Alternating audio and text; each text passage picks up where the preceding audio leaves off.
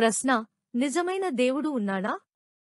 జవాబు: మొదటి అంశం అవును. మరియు దేవుడు నిజమైనవాడు. 1 యోహాను 5:20. మేము కూడా తెలుసుకున్నాము, దేవుని కుమారుడు వచ్చాడు మరియు మాకు బుద్ధిని ఇచ్చాడు, తద్వారా మేము నిజమైన వానిని గుర్తించగలుగుతాము.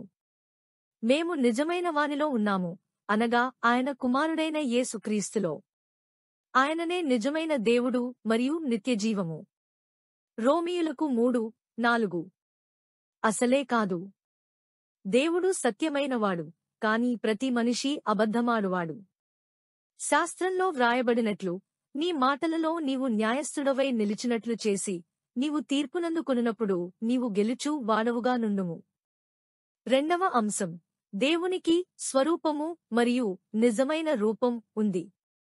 హెబ్రీయులకు 1:3. ఆయన దేవుని మహిమ యొక్క కాంతి ప్రతిబింబము, ఆయన స్వరూపపు నిజమైన ఆకారము. ఆయన తన శక్తివంతమైన మాట ద్వారా అన్నిటినీ ఆధారపరిచాడు.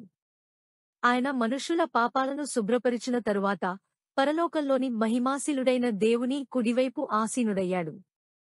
1 యోహాను 3:2. ప్రియమైన వారలారా, ఇప్పుడు మేము దేవుని పిల్లలం. భవిష్యత్తులో మేము ఏమి అవుతామో ఇంకా బహిరంగం కాలేదు.